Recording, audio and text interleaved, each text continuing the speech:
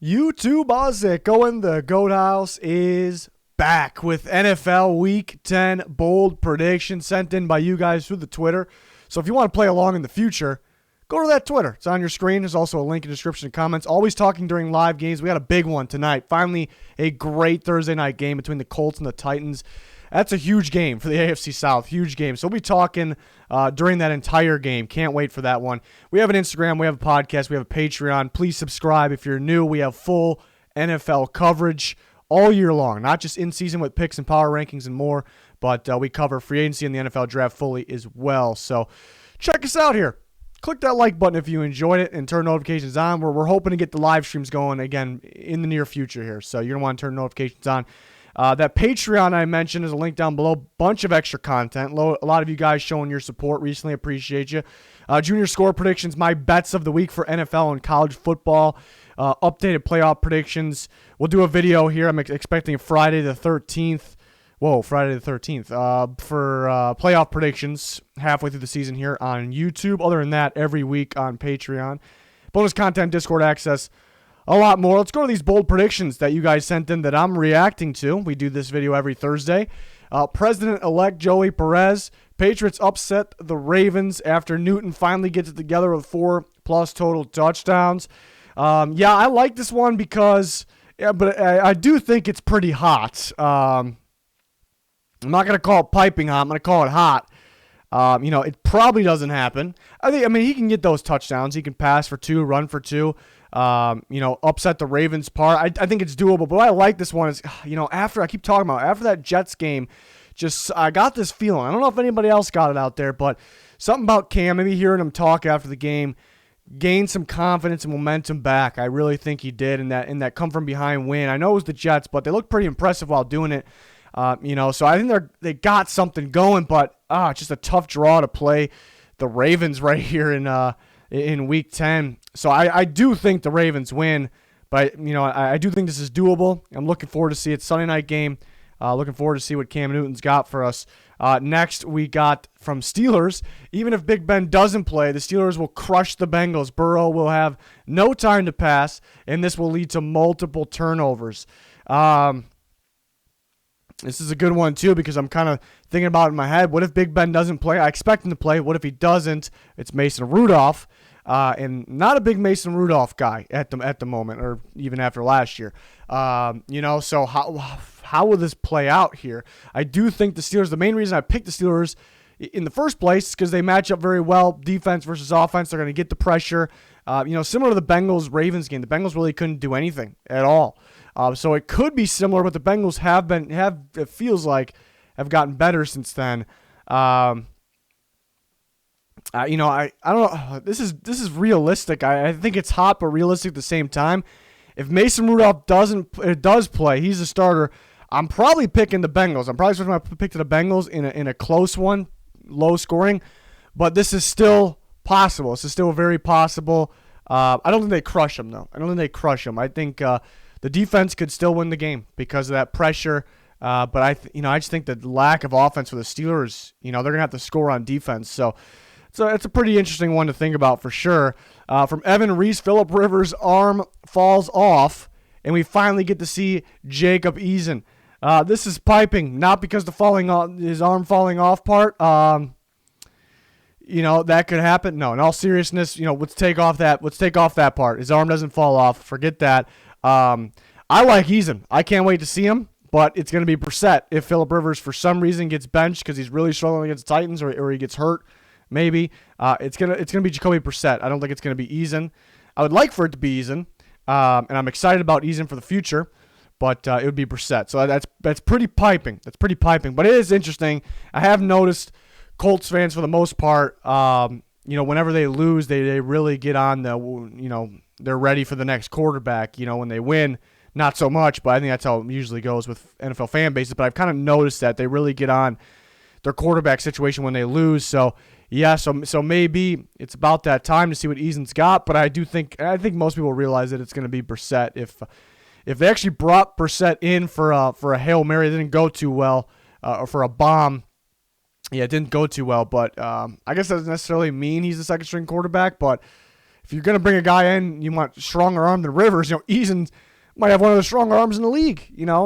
Really, he's got that strong of an arm. So I think Brissett's got to be the next guy. I think it's quite obvious.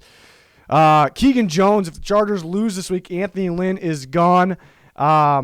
I think this is pretty piping. I just don't think they're going to get rid of him this year. I think if they would have got rid of, if they were going to fire him, if they were going to shit can him, I think they would have already done it. And they would have already done the shit canning because they've already had those major disappointing losses that they should have won. They've had several of them. Several.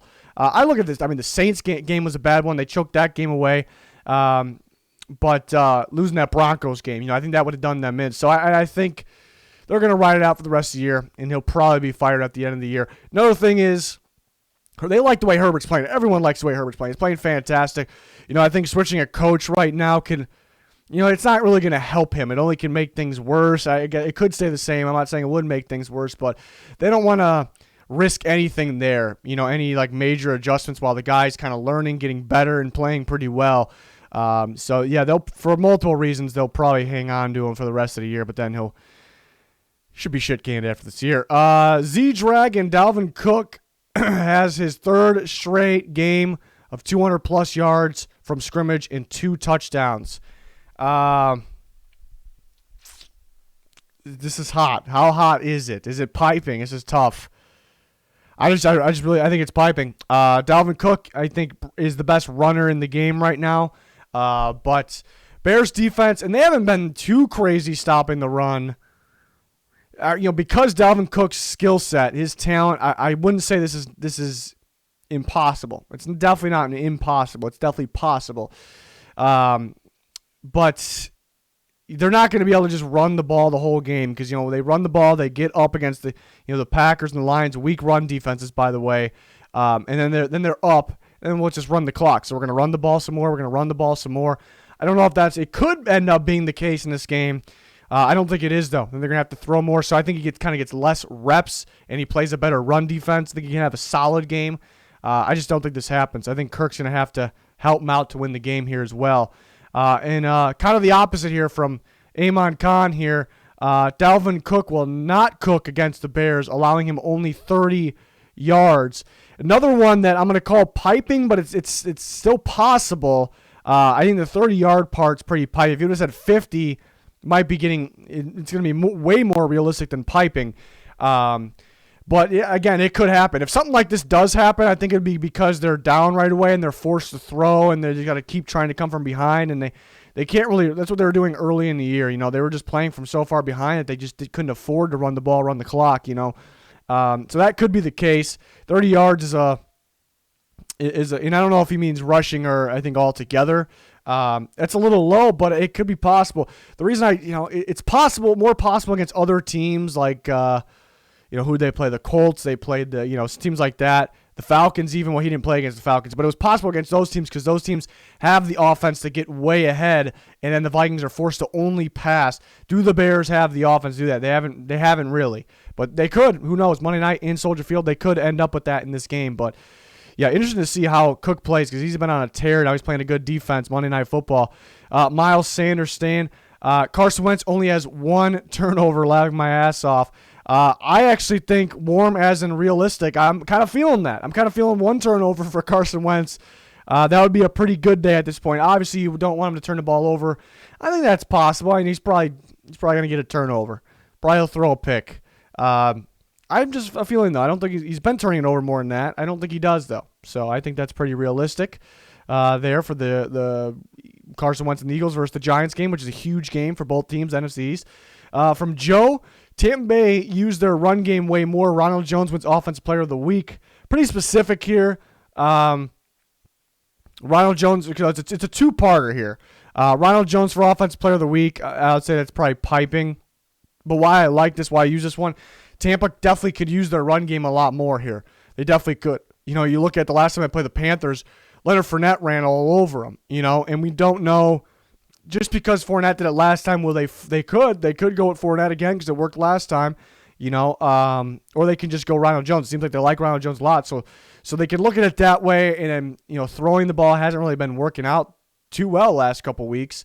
and they don't want to turn the ball over. They're still trying to get Antonio Brown in the playbook and the routes. So they could just stick to the ground more. So I think that part is I think that's pretty damn realistic. They come out and just try to stick to the running game, whether it's Ronald Jones or Leonard Fournette. So that's something to look out for this week. But the Panthers did actually slow down the Chiefs pretty well with the Chiefs' run game. They kind of forced them to throw it on them, and that's what the Chiefs did, in the second half there. Next one, Colbjorn Bergstrom. James Robinson put up 200-plus scrimmage yards. James Robinson and the Jacksonville Jaguars are playing the Green Bay Packers. It seems like everyone's able to run on the Packers, and even the running backs catching the ball on screens or out of the backfield or slightly downfield. They're able to do some pretty good damage there. So this is actually 200-yard scrimmage yards. He could get 140 rushing, 60 receiving, or 150 and 50. I think that would be the realistic numbers if he were to do this. Maybe 160 and 40, somewhere around there. It's a lot of yards. But it's doable against the Packers. I'm not gonna call it piping. I'm gonna call it hot because it's very doable against the Packers, especially a good running back in James Robinson, who's been doing a lot of damage against other better teams in terms of stopping the run. The problem here is, are they going to be playing from so far down? I think it's going to be key who starts with the ball in this game. If the Packers start with the ball, it's pretty much over. We're all confident with the Packers anyways, but the Packers start with the ball, they're probably going to go down there and score. And then the Jaguars have to score. They can run the ball, obviously, on that possession. They have to go down there and score. They have to. The Packers get up 2 touchdowns. James Robinson's numbers will be more limited than we're expecting. This is possible, but I think specific things need to happen here. But, again, against the Packers' run defense, it's really possible. Rob Scott, I like this one because he's kind of letting people know. A lot of people always give me like playoff predictions or this team will go on a run and finish this record or go to the playoffs, win this many games in the playoffs. That's not what I'm looking for. People should know by now, but it's okay. You're not in trouble. So he made a good point here. But I like this one. I like this one as well. The Rams beat the Seahawks and Goff out-throws Russell Wilson. Just thinking about that. Russell Wilson gets out-thrown by Jared Goff, who the last time we seen him play, he had an absolute meltdown game, meatball day, disaster game against the Miami Dolphins. But I actually think this is possible. I'm going to call it, I can't call it warm. Is it realistic hot sound weird? I feel like throwing that up every week and saying it sounds kind of funny, but hot realistic sounds even worse. But it's hot, but it's realistic at the same time. I think that's the exact way to sum this up because Goff better than Russ? No. It's the first instinct, no chance. No. There's no way. But thinking about this game is certainly possible. It could happen. I might actually predict it to happen. In terms of yards and winning the game, Russell Wilson will probably be a little more accurate, perhaps, probably have more of that big play. That's all I'll say. Russell Wilson will have, there's no doubt he'll have the prettier balls, the better downfield balls. But Goff actually might outthrow Russell Wilson this game. You look at those offense, especially off the bye week, they had time to game plan for the Seahawks. McVay always dominates the Seahawks offensively. Anyways, that's against the good Seahawks defense. Now they're pretty bad right now.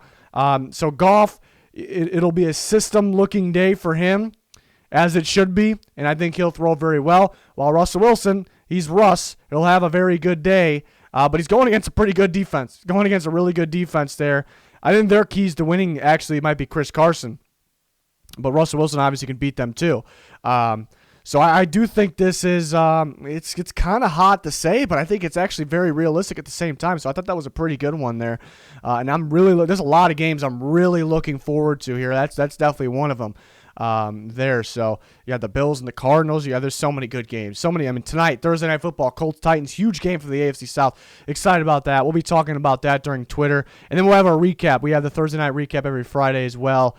But that's going to wrap this one up. Thanks, everyone, for playing along. Follow our Twitter for more videos like this and more NFL talk, college football talk as well, NFL draft. Link down below for that. Please smash the like button if you enjoyed. Subscribe, turn notifications on so you don't miss a damn thing here at the Goat House. We much appreciate it. But that's going to do it for this one. Thanks, everyone, for watching. Goodbye.